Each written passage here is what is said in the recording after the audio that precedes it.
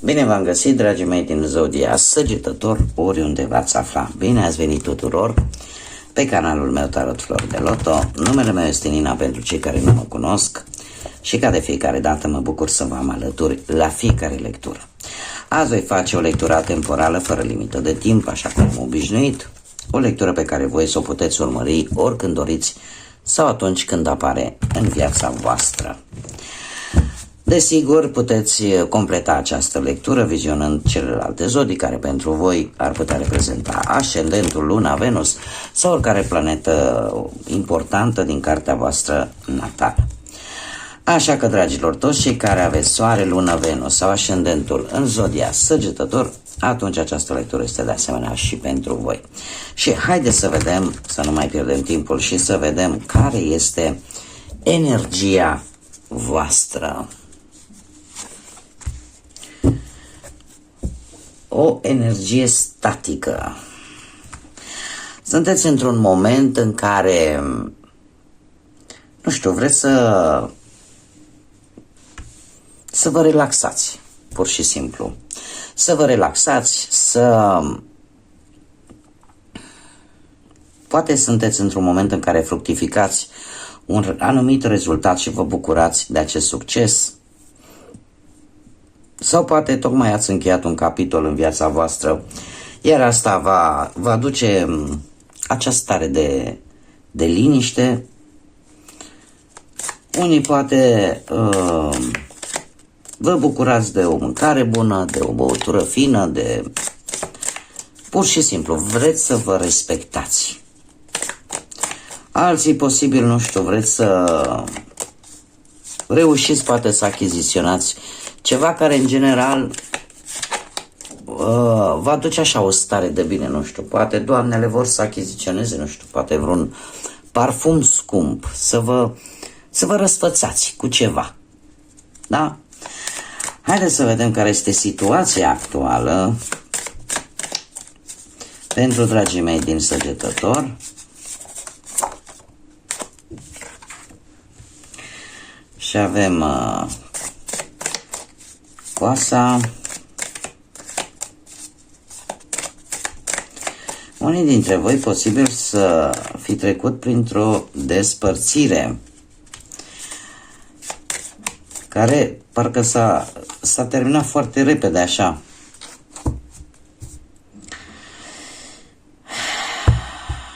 Dragilor,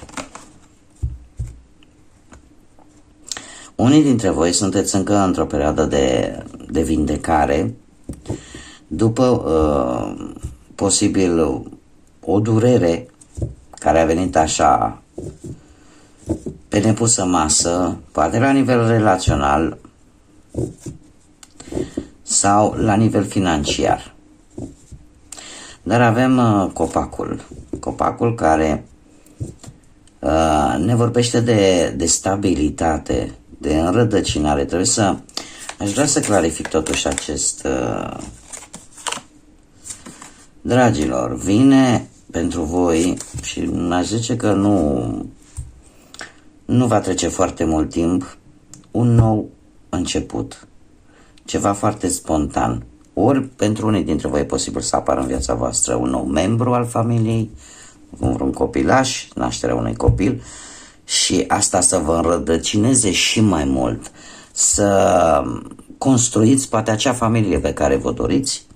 Alții pot avea, cum am mai spus, un nou început, poate la nivel material sau la nivel profesional, după o perioadă în care ați experimentat așa niște dureri și o perioadă de lipsuri în care banii parcă nu ajungeau. Așa că trebuie să vă spun că pe partea asta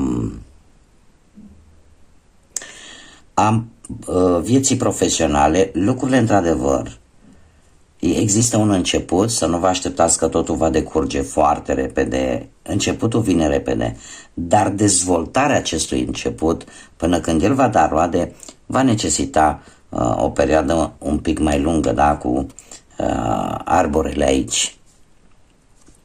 Dar, așa cum știm, nu, Toate începuturile, în primă fază, sunt cu un pic de teamă pentru că este ceva nou, până când începem să ne obișnuim și începem să vedem exact despre ce este vorba. De asemenea, aș mai spune că dacă vorbim de bănuți, apare o destul de bună gestiune cu acest nou început și încet, încet viața economică începe să se îmbunătățească, să apară așa o îmbunătățire. Iar partea asta cu banii și ea la rândul ei începe să se miște într-o manieră mult mai pozitivă. Dacă vorbim de dragoste, aș spune că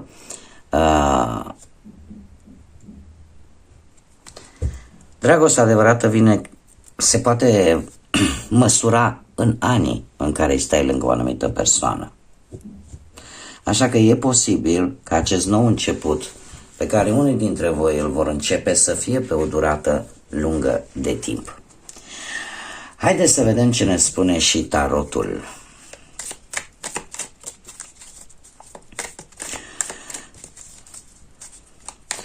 Trebuie să vă spun, eu în general nu fac lecturi pentru sănătate din cauza principiilor pur personale pe care le am vis-a-vis de acest lucru, dar atunci când cărțile chiar insistă și mi le arată, simt nevoia să o fac.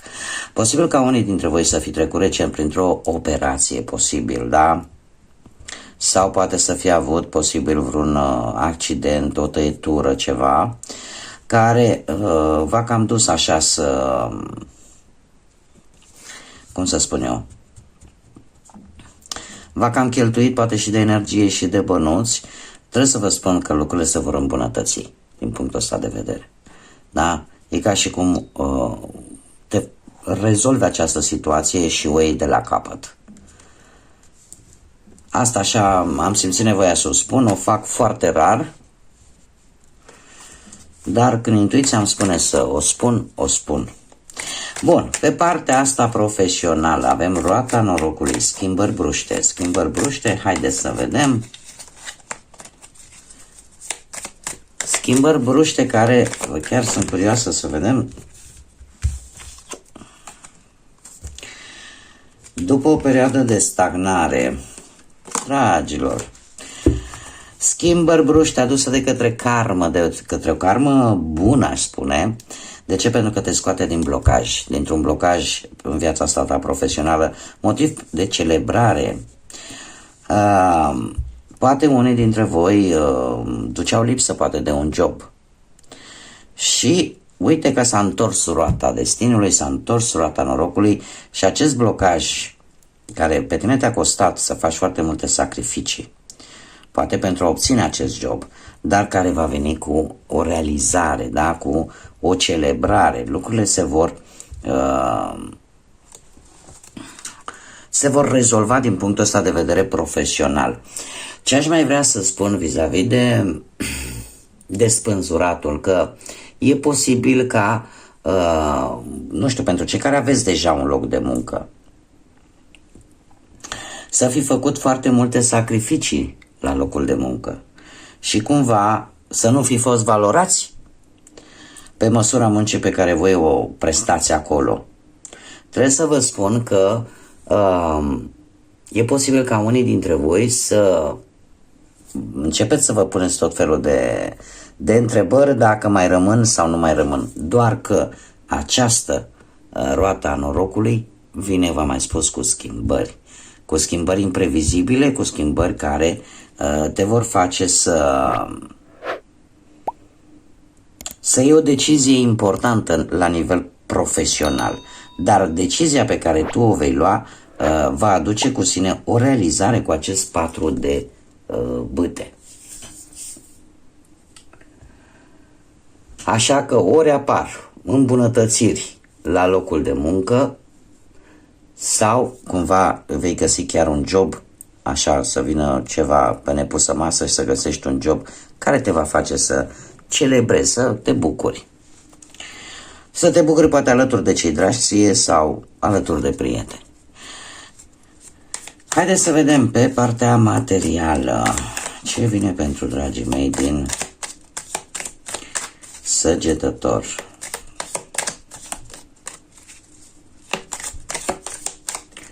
Pe partea materială, ce vine pentru Of. Nopți nedormite și foarte mult stres pe partea asta materială pentru unii dintre voi. Dragilor, într-adevăr, se pare că ați trecut într-o perioadă destul de neagră și am văzut-o chiar și în Lenormand.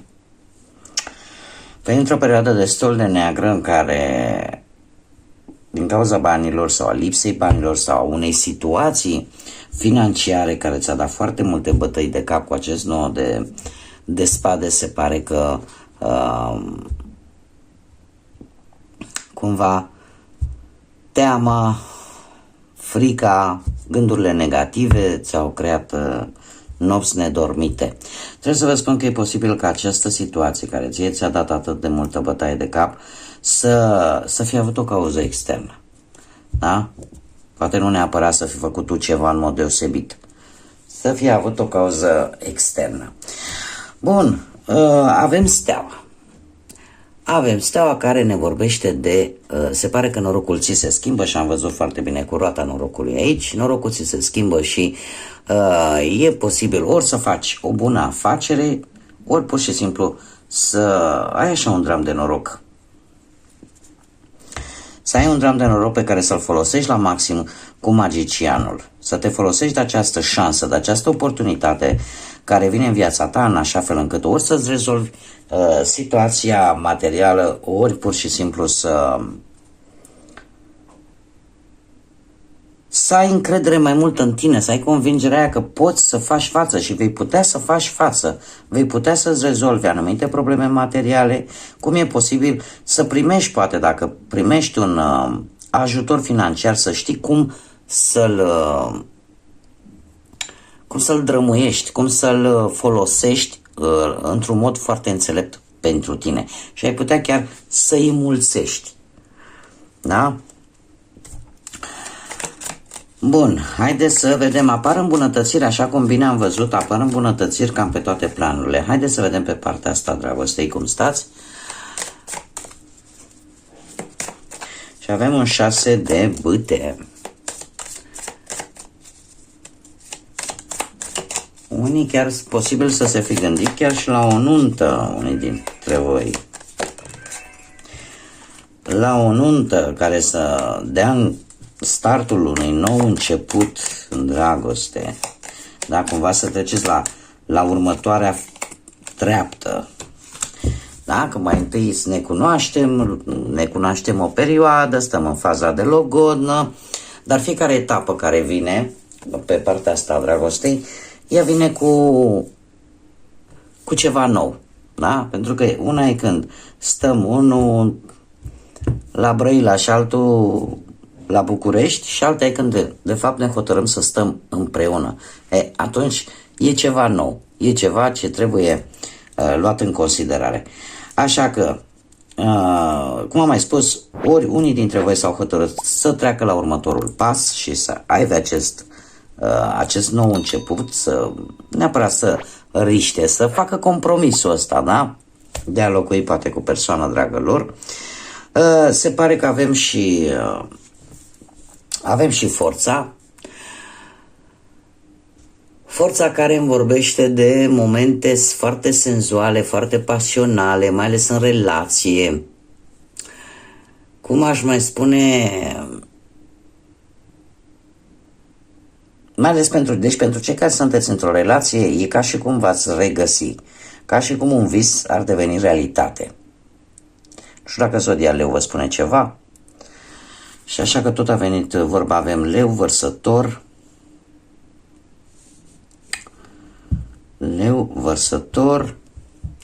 și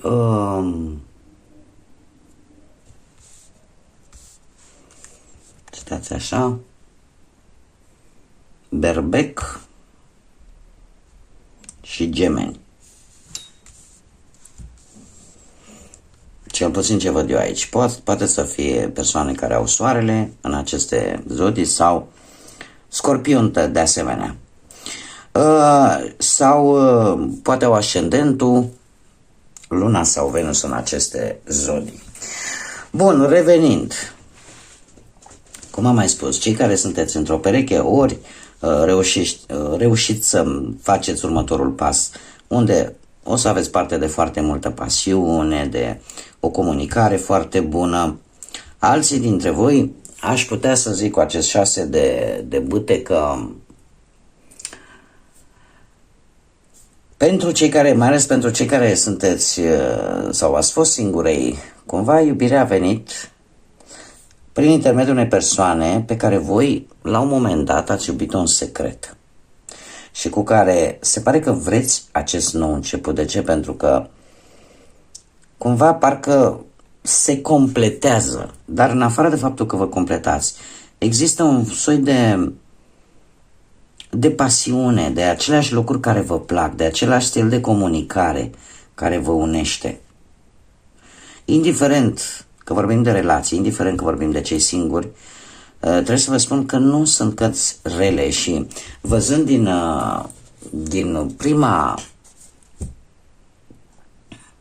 din primele cărți de Lenormand, am văzut foarte bine că apare această stabilitate în viața voastră și se pare că va veni pe toate planurile. După o perioadă în care ați avut parte probabil de multă suferință, de multă durere și de lovituri care au venit așa foarte rapid și v-au luat așa cam pe nepusă masă, dar se pare cu roata norocului și cum să spun eu, cu acest copac, arbore, mă scuzați, și copilul, se pare că noi începuturi vin în viața voastră. Știți cum e că de multe ori un început bun, indiferent pe ce plan vine, parcă atrage după el energia aia pozitivă și încet lucrurile se schimbă. Se pare că răspunsurile de care tu ai nevoie sunt pe cale să vină, sunt pe drum, vin către tine și avem o lună plină în Gemeni. O comunicare foarte bună. Avem momente foarte, cum să spun eu, nu pasionale, arzătoare așa. Se apropie către tine, avem o lună plină în Berbec. Și încă o carte, te rog. Acum dacă s-au întors toate trei, le las pe toate trei. Haideți să vedem ce ne spune. Să ai credință în visele tale. Și avem o lună în creștere. Avem nodul nord, care ne vorbește despre destinul tău în această viață. Ieși din zona de confort. Pentru a-ți îndeplini destinul, pentru a-ți îndeplini menirea. Probabil că este un îndemn de a, cum să spun, de a nu repeta aceleași lucruri, de a face lucruri noi, de a fi deschis către nou, către a avea acest nou început pe care îl vedem în ambele cărți, da? De a te manifesta într-un mod pe care de multe ori poate l-ai simțit, dar pe care din N motive nu l-ai pus în practică, dar nu l-ai arătat. Nu știu, dau un exemplu ca să mă fac cât mai înțeleasă. Sunt momente în care simțim să facem anumite lucruri, dar din cauza poate a prejudecăților, a unei frici că, domne, lumea ne va judeca, cumva nu o facem. Desigur, dacă vorbim de lucruri normale, da? Ca să ne înțelegem. Nu vorbesc de tot felul de vise de-astea kinky, că nu e cazul, da? Deci, vrem să ne arătăm, de exemplu, sentimentele, ceea ce simțim într-o modalitate a noastră, pur personală, doar că din cauza prejudecăților pe care le avem în societatea noastră în care trăim, sau din cauza anumitor temeri de refuz, nu o facem. Dar, de fapt, această carte tocmai asta încearcă să-ți spună. Trebuie să ieși din zona ta de confort, unde tu te simți în siguranță, unde tu nu faci lucruri, pentru că știi că dacă le-ai face, ai fi în bătaia puștii, da? Dar probabil că asta e ce trebuie să înveți în această viață. Da? Nodul nord asta reprezintă. Care este destinul nostru în această viață? Ce trebuie să reparăm? Unde trebuie să lucrăm? Și avem o lună nouă în Capricorn și se pare că munca ta grea pe care ai dus-o, în sfârșit, îți va fi răsplătită. În sfârșit, va fi plătită. Tot ce ai îndurat, tot ce ai muncit până acum, își va găsi o recompensă. Da? Bun, dragilor, aceasta a fost lectura pentru voi. Eu vă mulțumesc pentru atenție, ca de obicei. Vă mulțumesc tuturor pentru mesaje, pentru like-uri. Vă invit pe cei care poate ați rezonat și sunteți noi pe acest canal și poate v-a plăcut să vă alăturați acestei comunități frumoase pe care eu încerc să o construiesc pe acest canal. Această frumoasă comunitate a florilor de lotus, a tuturor celor care, indiferent de provocările vieții, se ridică din întuneric ca să crească și să strălucească în lume. Așa că, dragilor, eu vă doresc toate cele bune, fie ca gândul bun să vă însoțească și mintea, sufletul să primească lumina de care voi aveți nevoie, în așa fel încât să găsiți acele răspunsuri pe care voi le căutați. Până data viitoare, când ne vom revedea, să fiți iubiți, dragilor!